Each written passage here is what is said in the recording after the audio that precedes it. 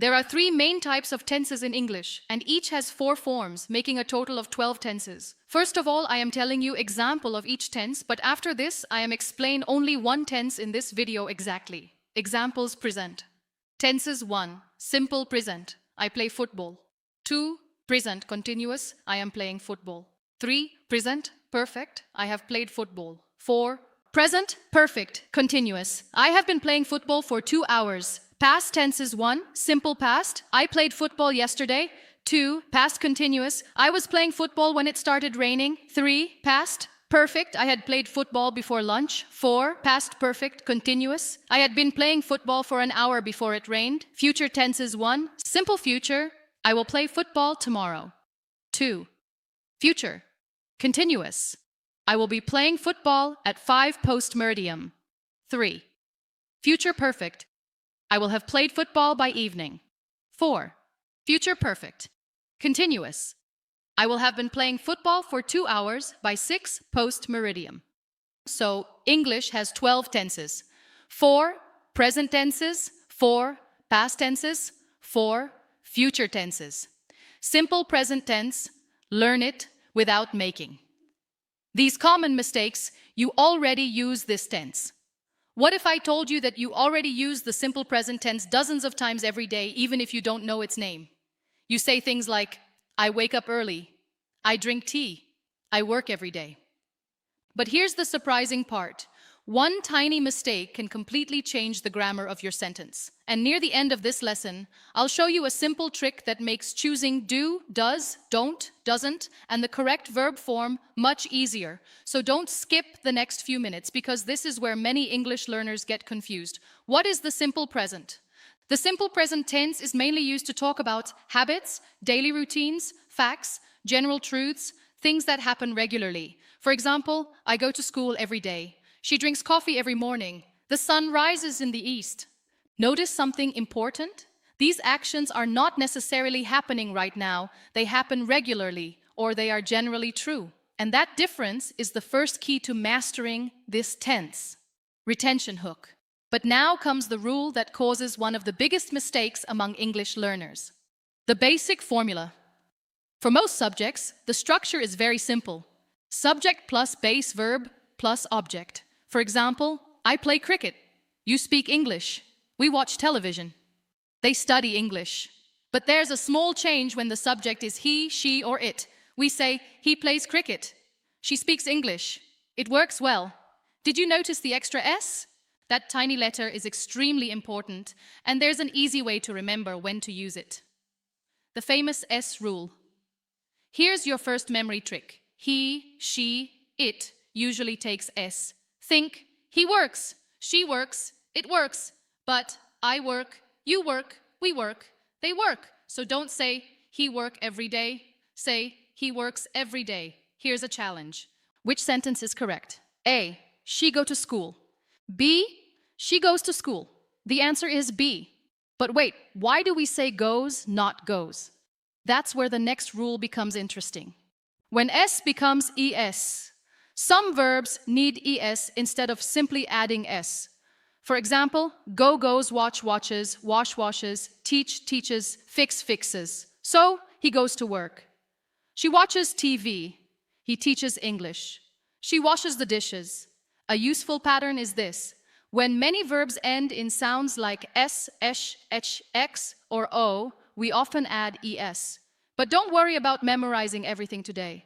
First, become comfortable with the main rule, he, she, it to S or ES. And now, we're going to make things more interesting. Negative sentences. How do we say that something doesn't happen? For I, you, we, they, use, do not, don't examples. I don't smoke. You don't work here. We don't play football. They don't watch television. For he, she, it, use, does not, doesn't, she doesn't smoke. He doesn't work here. It doesn't look good. And now comes the mistake you absolutely need to avoid. The biggest mistake. Listen carefully. She doesn't goes to school. Many learners make this mistake. The correct sentence is, she doesn't go to school. Why? Because does has already taken the grammatical job. So the main verb returns to its base form. Remember? she goes, but she doesn't go, not she doesn't goes. This simple rule can dramatically improve your everyday English. But what happens when we want to ask a question? That's next. Asking questions to make simple present questions, we commonly use do or does. For example, do you speak English? Do they work here? Do we need this? But with he, she, and it. Does he speak English? Does she work here? Does it work? Notice something surprising? We say, does she work? Not, does she works? Again, after does, the verb returns to its base form, and there's a powerful little shortcut coming up. The do/does memory trick. Here's a simple trick. Think of do and does as helpers. When does enters the sentence, the S leaves the main verb. For example, she plays tennis. Question, does she play tennis? The S moved from plays to does. Negative, she doesn't play tennis. So remember, does equals S helper. This one idea can help you avoid several common mistakes at once. But simple present isn't only about daily routines. It has another very important use. Facts and general truths. We also use simple present for facts and general truths. For example, the earth revolves around the sun. Water boils at 100 degrees Celsius. Birds fly. Exercise helps people stay active. Older adults often value regular routines. These aren't necessarily actions happening at this exact second. They're general statements. So when you're describing something that is generally true, simple present is often the tense you need. And here's a quick test. Which sounds correct? The sun is rising in the east. Or, the sun rises in the east. For a general fact, we use the sun rises in the east. Daily routines. Now let's connect this grammar to real life. Imagine a senior starting the morning. I wake up at 6. I brush my teeth. I drink water. I take a walk. I read the newspaper. I practice English. Every sentence describes a habit or routine. That's exactly where simple present becomes extremely useful. You can describe your entire day with this tense.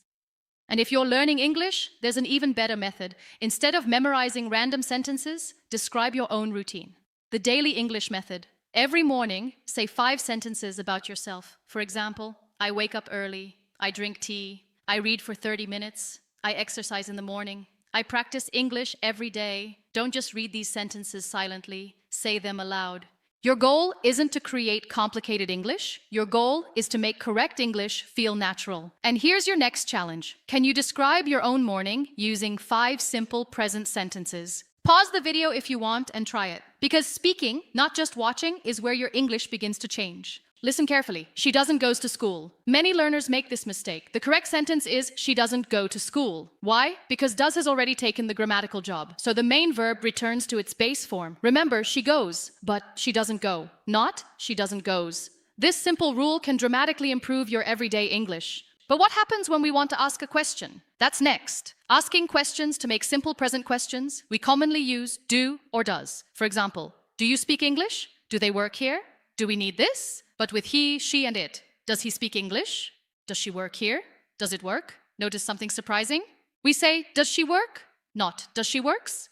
Again, after does, the verb returns to its base form, and there's a powerful little shortcut coming up. The do/does memory trick. Here's a simple trick. Think of do and does as helpers. When does enters the sentence, the S leaves the main verb. For example, she plays tennis. Question, does she play tennis? The S moved from plays to does. Negative, she doesn't play tennis. So remember, does equals S helper. This one idea can help you avoid several common mistakes at once. But simple present isn't only about daily routines. It has another very important use, facts and general truths. We also use simple present for facts and general truths. For example, the earth revolves around the sun. Water boils at 100 degrees Celsius. Birds fly. Exercise helps people stay active. Older adults often value regular routines.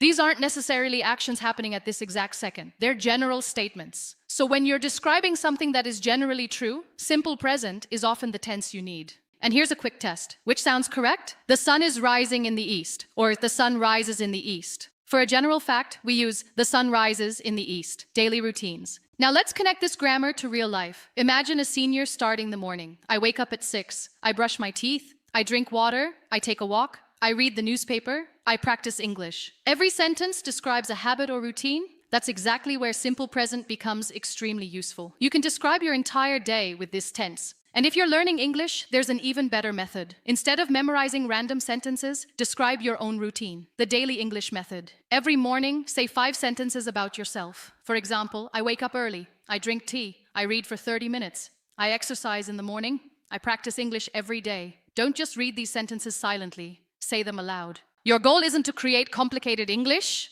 Your goal is to make correct English feel natural. And here's your next challenge. Can you describe your own morning using 5 simple present sentences? Pause the video if you want and try it. Because speaking, not just watching, is where your English begins to change. Frequency words. Simple, present often appears with frequency words. For example, always, usually, often, sometimes, rarely, never. Listen, I always drink tea in the morning. She usually walks after breakfast.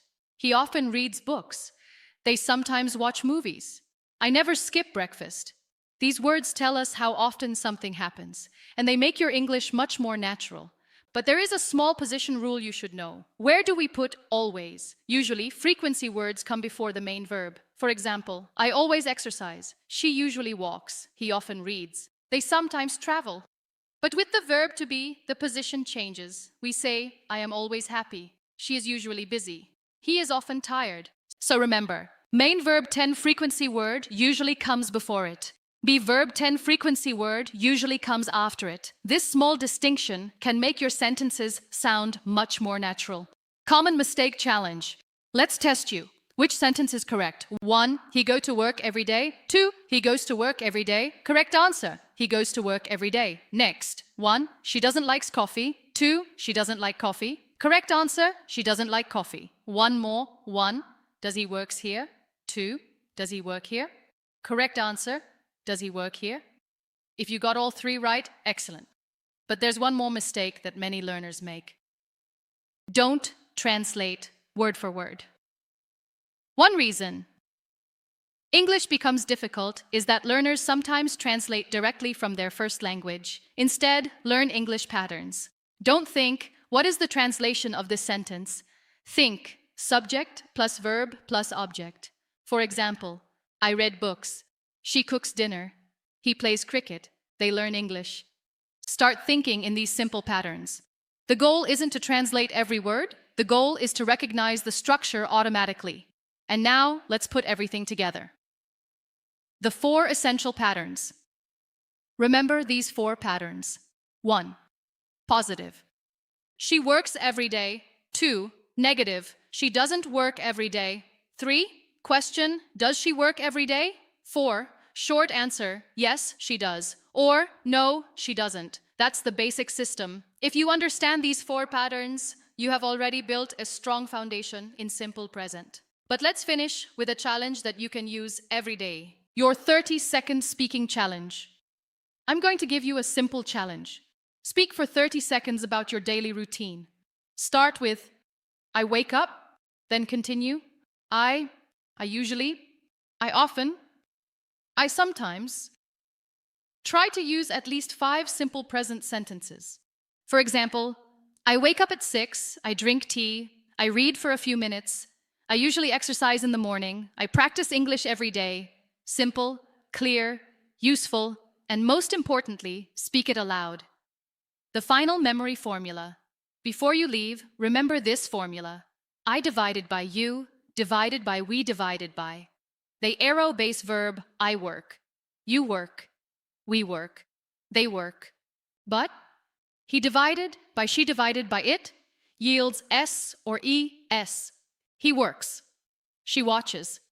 It goes. For questions and negatives, do divided by don't implicated I, you, we, they does divided by doesn't implicated he, she, it, and after does or doesn't, use the base verb.